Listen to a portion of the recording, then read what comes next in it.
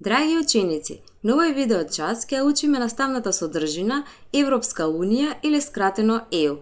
Но најпрво да се запознаеме со целите на часот и очекуваните резултати по завршувањето на овој час. Цели на часот се: ученикот да ги објасни структурата, целите и функционирањето на ЕУ. Очекувани резултати се: ученикот да го објаснува функционирањето на ЕУ преку анализа на институциите на ЕУ и нивните надлежности. За овој час ќе ви бидат потребни тетрадка и пенкало.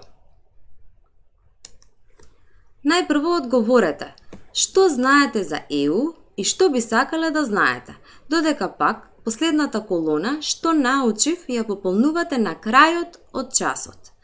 Сега може во вашите тетрадки да нацртате оваа табела и да ги пополните првите две колони, односно што знам за ЕУ и што сакам да знам. Откако ќе ги напишете овие две колони, тогаш може да продолжите со видеото.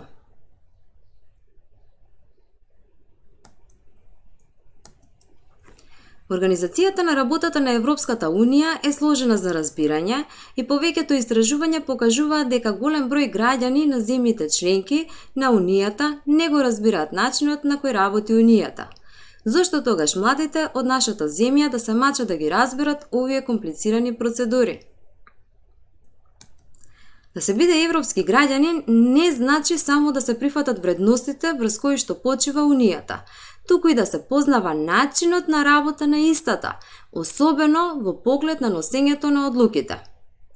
Во Европската Унија постојат најразлични институции и тела, меѓутоа само 5 се дефинирани како институции и се сметаат за најважни, а тие се: Европскиот совет, Европскиот парламент, Советот на ЕУ или Советот на министри, Европската комисија и Европскиот суд на правдата.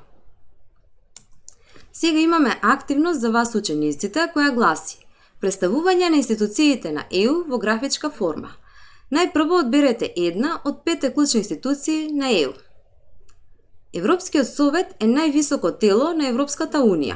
Европскиот совет е тело кое го сочинуваат председателите на земјите и владите од сите земји на ЕУ, како и председателот на Европската комисија. Ова тело се состанува 4 пати годишно заради постигнување договор за глобалната политика на ЕУ, како и за разгледување на остварениот напредок. Тоа е највисокото тело за донесување на одлуки во Европската Унија, поради што неговите состаноци најчесто се нарекуваат самити. Европскиот парламент е глас на луѓето. Европскиот парламент е тело за кое гласаат граѓаните на Европската Унија и кое ги представува интересите на граѓаните на Европската Унија. Тој ги надгледува активностите на ЕУ и заедно со Советот ги усвојува законите на ЕУ. Изборите за Европскиот парламент се одржуваат на секој 5 години, а право да гласа има секој граѓанин на ЕУ кој е регистриран како гласач. Европскиот парламент има 3 седишта во Брисел, Луксембург и Страсбург. Луксембург е дом на административните канцелари, а состаноците на целиот парламент се одржуваат во Страсбург и во Брисел. Совет на Европската Унија е глас на земјите членки. Советот на Европската Унија заедно со Европскиот парламент е клучна институција при донесување одлуки во ЕУ. Претходно беше познат како Советот на министри, а кратко се нарекува едноставно Советот. Во рамките на Советот, секоја земја членка учествува со еден министер. Кој министер од секоја држава членка ќе учествува во работата зависи од прашањата кои се дискутираат на состанокот на министри. Например, ако се дискутираат прашања поврзани со земјоделството, тогаш присуствуваат министрите за земјоделство. Председателството на Советот се менува на секој 6 месеци врз основа на ротација. Односно, секоја земја членка има можност 6 месеци да биде председавач. Европската комисија е промотор на заедничкиот интерес. Комисијата е политички независна институција која ги застапува и промовира интересите на ЕУ како целина. Таа е водечка сила во институционалниот систем на ЕУ, односно предлага законска регулатива, политики и програми за действување и е одговорна за спроведување на одлуките на парламентот и Советот. Неа ја сочинуваат 28 комесари, по еден предложен од секоја држава членка. Секој од комесарите на Европската комисија е надлежен за некои од секторите на комисијата. Така, например, за секторот за проширување е одговорен комесарот за проширување. За секторот за животна средина е одговорен комесарот за животна средина и има мандат од 5 години. И Европскиот суд на правдата е спроведување на законот. Судот на правдата на Европската Унија е со седиште во Луксембург и е составен од 28 суди, односно по еден судија од секоја земја членка.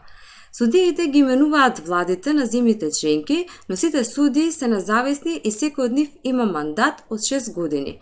Главна задача на Судот на правдата е да обезбеди почитување на правото на ЕУ и праведно толкување и примена на договорите на Унијата.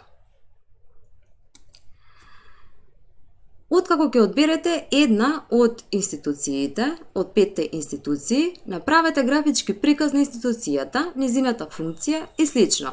Може да користите шеми, мисловни мапи, цртежи и слично.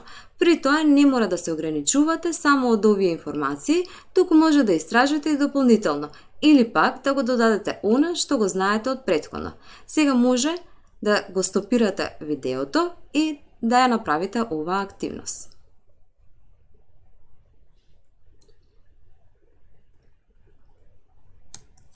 Што мислите? Зошто ЕУ има толку различни институции? Размислете.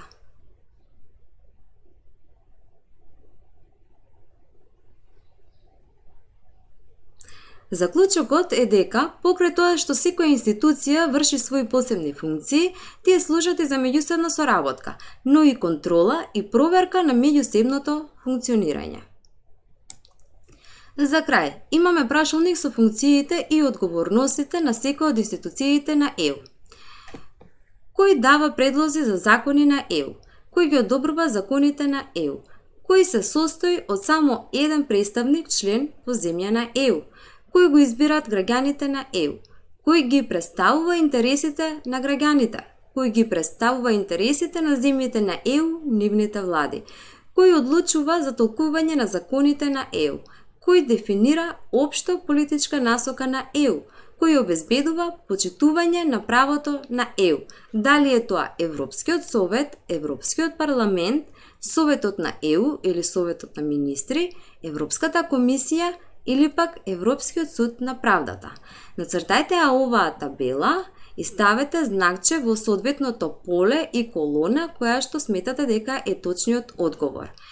И потоа продолжете да го гледате видеото.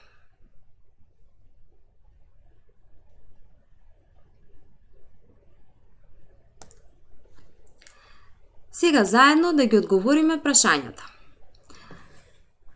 Кој дава предлози за закони на ЕУ? Европската комисија. Кој ги одобрува законите на ЕУ? Тоа е Советот на ЕУ или Советот на министри.